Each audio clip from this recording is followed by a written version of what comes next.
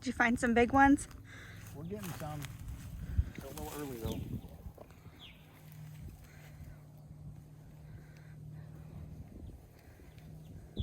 Somebody came through already and got some of them, it looks like.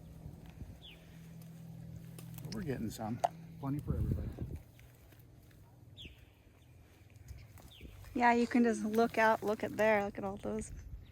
I swear the bigger ones are always where you can't reach.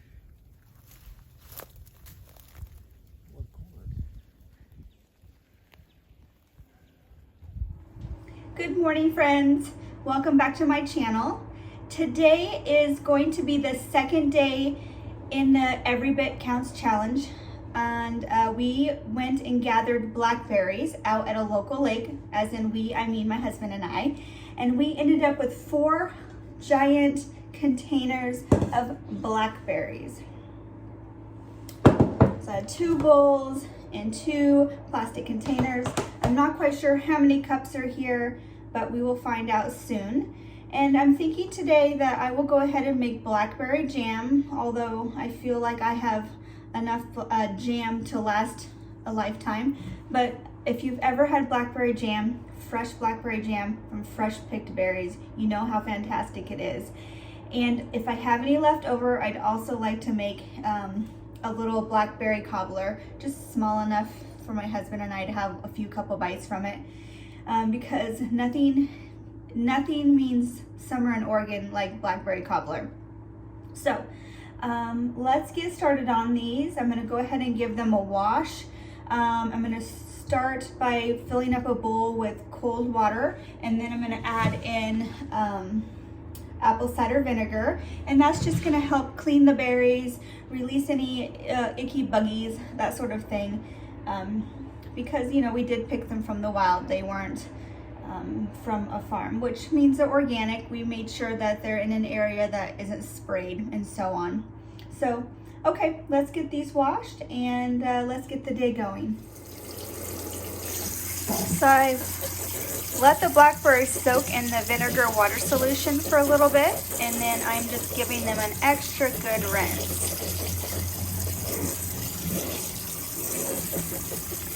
And then we'll let these sit a minute and then soak the next batch.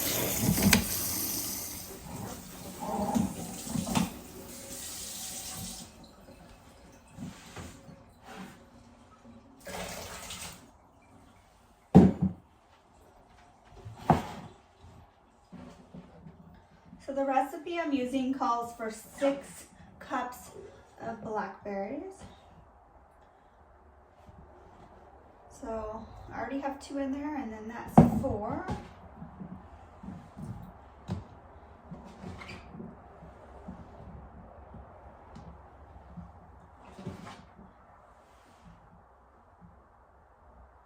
So it looks like I'm already gonna have more than enough blackberries.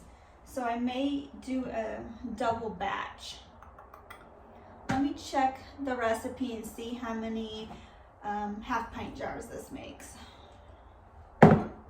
So I looked back at the recipe and it says it makes 5-pint jars. So that would be 10 half pints, just simple math there. So I don't think I'm gonna do a double batch yet. For one, I don't wanna use, I have a giant stock pot, and then I have just this, my largest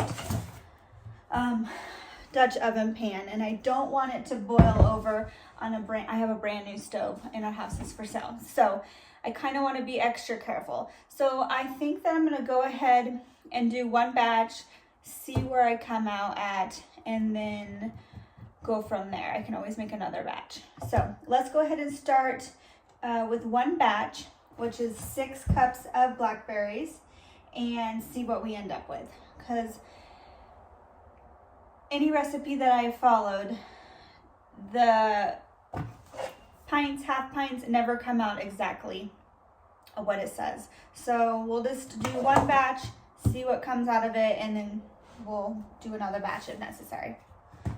All right, so I'm gonna go ahead and get the ingredients in this, get it mashed up and get it on the burner, and then I'll get these jars washed up. To my 6 cups of berries,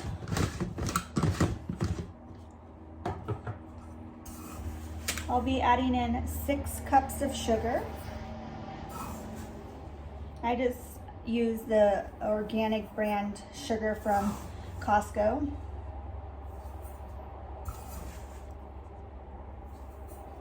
You also could substitute honey.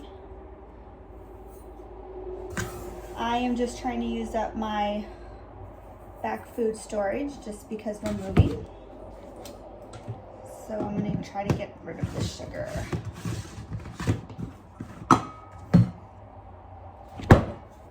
All right, 6 cups of sugar, and then we're going to be adding a 1/2 cup of water.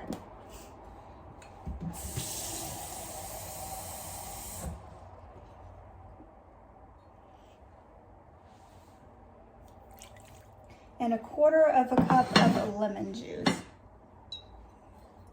You could use fresh lemon if you had that. I just have a little bit left of this store-bought lemon juice, so I'm going to go ahead and use that. Just a 1/4 cup.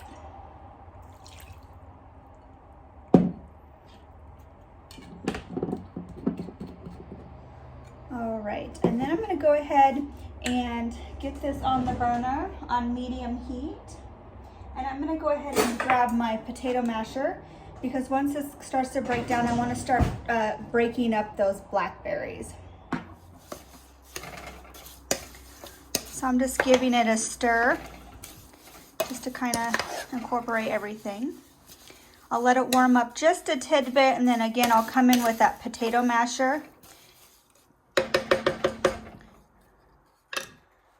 and get that mashed up. Giving it a little mash, try not to make a large mess as I do it here. Now this is going to be a seedy jam. I personally like that. It makes it seem fresher to me. If you do not like seedy jam, you can definitely sieve it through a cheesecloth or a very fine tool like that.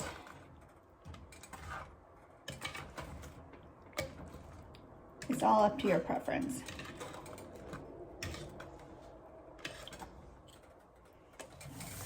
While I'm waiting for my jam to come up to a boil so I can add in the pectin, I am going to go ahead and unfilling my water bath canner. So when I pull that off to fill my jars, I can go ahead and put this on that same burner and get it, start bringing it to a boil. All right, we're at a boil enough where I can't stir the boil down. So I'm going to go ahead and add in the pectin.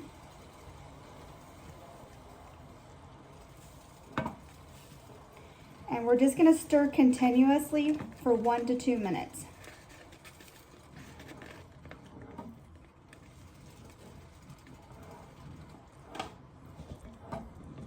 And I am also getting quite a bit of foam on there, so I'm going to go ahead and add in some butter. You could also skim it off the top at the end if necessary, but I know that butter helps with it, so we'll see.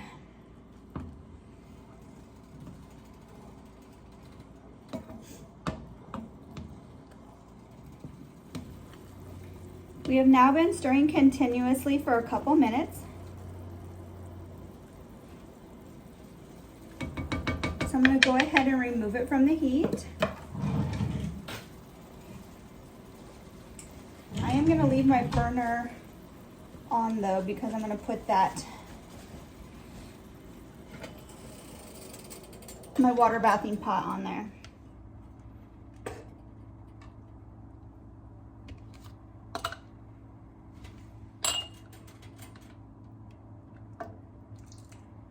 You want to be very careful with ladling this because it is very hot.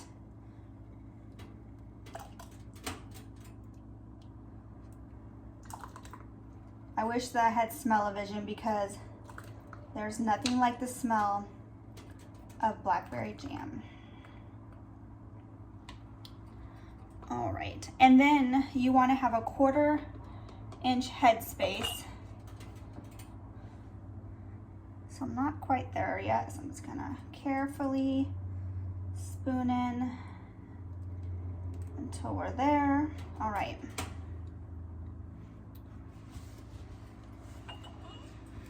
Next jar.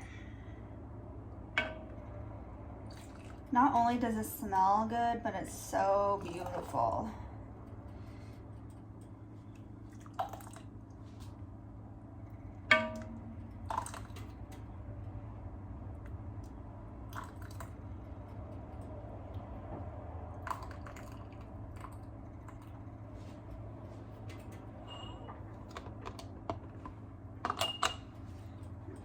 Get this heat turned up on this burner here.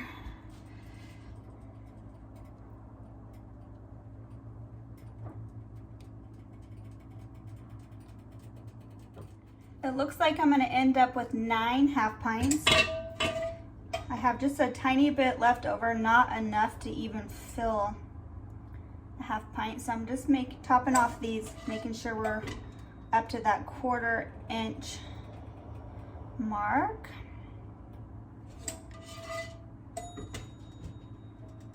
And then if I have a tablespoon or 2 left, I can just enjoy it on a piece of toast.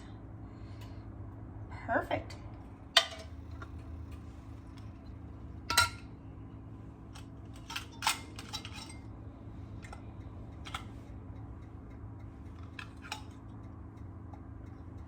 And I have these soaking in some hot water.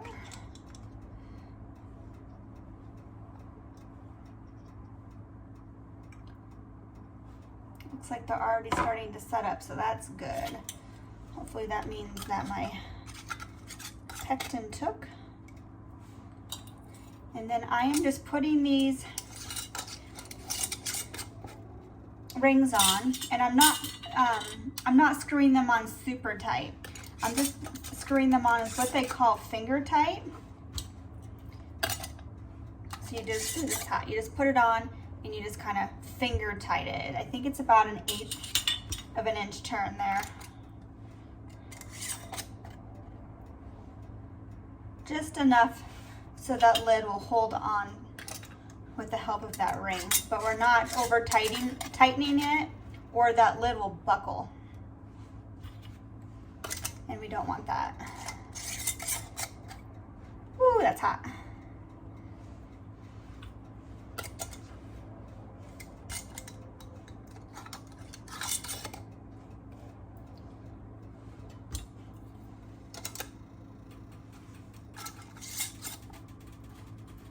Perfect. All right, let me check on my water bath canner over here. It looks like it is already starting to bubble, not full boil, but we can go ahead and get these jars in.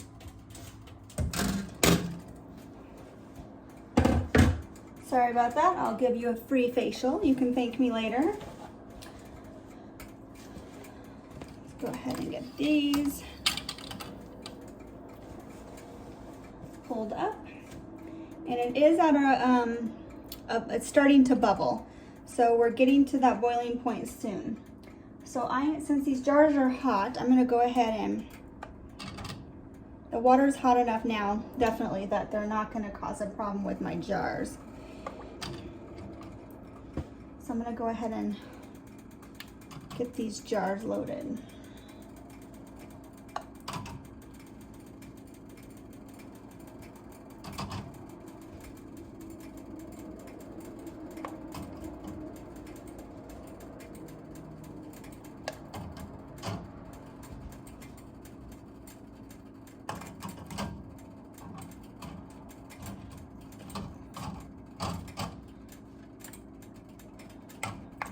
Perfect, I have room for all of them. There we go. So we have them all in there, and as you can see, it's starting to want to boil. So once this comes up to a boil, we're gonna go ahead and lower this down, and you're gonna want to make sure that your water is 2 inches or so above the level of the jar. And then we're gonna boil at a rolling boil for 10 minutes. I was just giving this jam a little try here. Oh my gosh.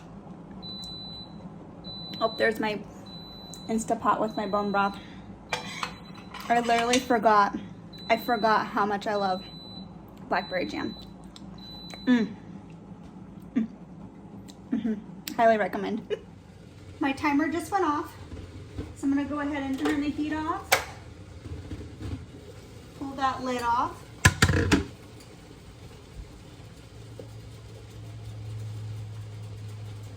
And then I'm just gonna carefully pull them up out of the water and hook them to the side.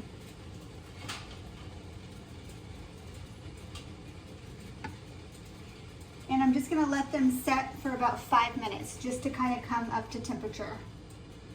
And then we'll pull them out. Hope you can already hear them popping. All right, so I've let them set for about 5 minutes and I'm gonna go ahead and pull them out. And once I pull them out, I'm gonna put them on a towel between I want a barrier between the jar and the counter so there isn't any heat change that's dramatic. So let's go ahead and get these pulled out.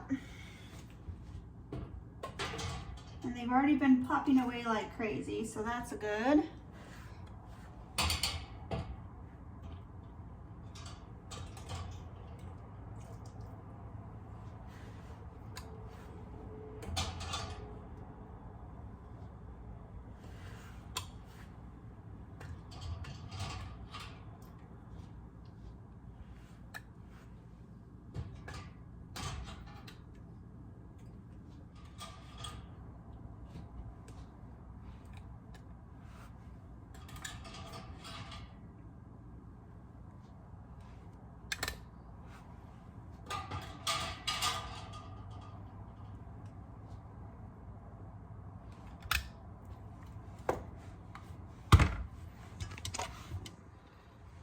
All right, there you have it. So I'm gonna go ahead and let these sit overnight for probably about 24 hours. I am not gonna take the rings off or move them just so they can have a chance to completely cool down and seal.